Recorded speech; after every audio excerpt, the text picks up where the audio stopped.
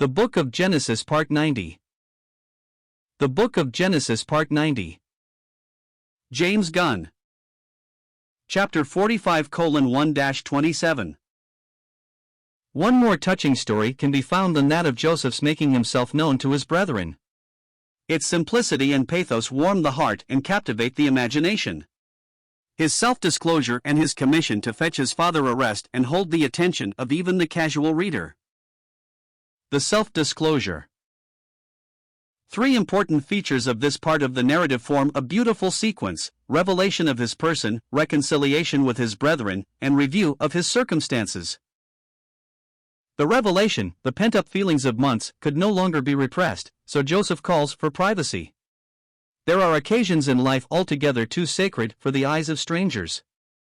Moments in which the fountain of the emotions is opened and tears flow either in grief or gladness are not for the gaze of the public.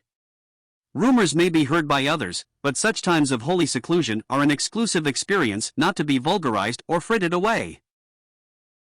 This was the grand moment for which Joseph had been preparing himself. He was convinced of the reformation of his brothers, he knew his father to be alive, his full brother Benjamin stood before him, no further delay was necessary. Joseph could not refrain himself, and he cried out, "'Cause every man to go out from me." While Joseph made himself known unto his brethren. Joseph had wept alone in his chamber as he dealt with his brethren, Genesis 43 verse 30, testing them as to their characters and intentions, but now tears of joy flowed freely. The reconciliation, one can realize the surprise of these men. The discovery that Egypt's prime minister was the brother that they had hated and sold into slavery left them nonplussed and troubled. The one who had taken time to test and prove his brothers was very quick to discern their silence and distress. Moreover, he kissed all his brethren, and wept upon them. But first, they had witnessed the most convincing evidence of what he had told them. He fell on Benjamin's neck, and Benjamin wept on his neck. Such scenes are ethically delightful in this day when men are so frequently without natural affection. 2 Timothy 3 verse 3, hateful and hating one another, Titus 3 verse 3. Joseph was the complete opposite of Cain, who was of that wicked one, and slew his brother. And wherefore slew he him?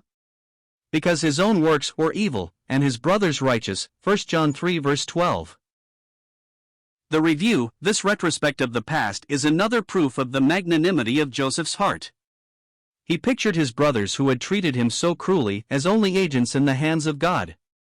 "It was not you that sent me hither, but God, and he hath made me a father to Pharaoh, and lord of all his house." v. 8.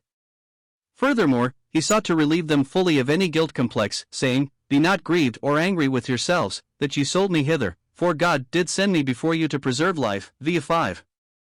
Joseph, with forgiving grace, released his brothers from all blame because he knew himself to be a divine provision, God's man of the hour.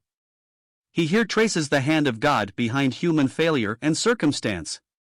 If such reflections would result in a release from guilt in the heart of his brothers, even so would it release Joseph from the feelings of revenge and hatred. The commission.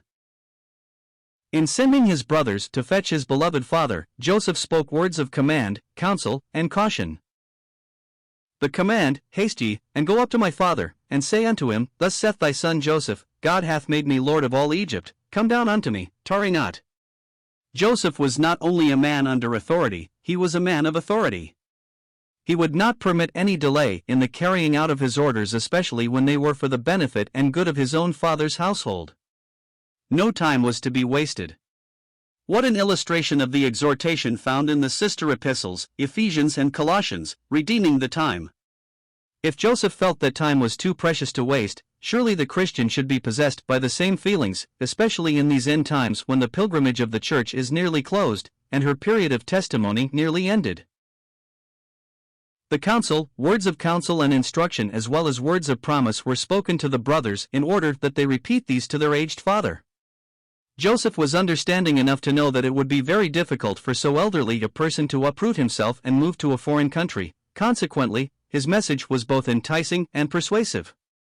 5 years of famine still remained, years in which there would be no plowing or reaping, but Jacob and all his family were to come immediately because the land of Goshen would provide them with both a home and a means of livelihood. The land of Goshen lay between the eastern part of the ancient delta and the western frontier of the Holy Land. It was, therefore, scarcely a part of Egypt proper. It could be that there were other Semitic fugitives there at that time, but this was not Joseph's reason for assigning them properties there.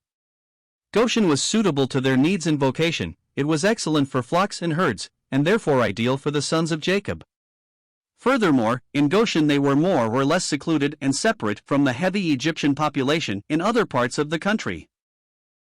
Pharaoh himself was ready to welcome the family of his great administrator, and provided plenty of supplies for their journey as well as means of transportation. It was these that actually convinced Jacob of the reality and accuracy of his son's report.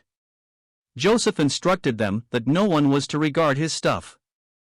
Whatever they could not bring, sheds, troughs, and other permanent buildings and fixtures, although valuable for their work as shepherds, was to be abandoned without concern. Everything necessary for their comfort and work would be there on their arrival. The caution, Joseph's last words to his brethren, are significant: see that ye fall not out by the way. He feared lest they might reproach one another, attempting to throw the blame on those they considered chiefly guilty for his dreadful experience. There was to be no incrimination the one of the other. Such an attitude among them could lead to but one thing, a bitter quarrel.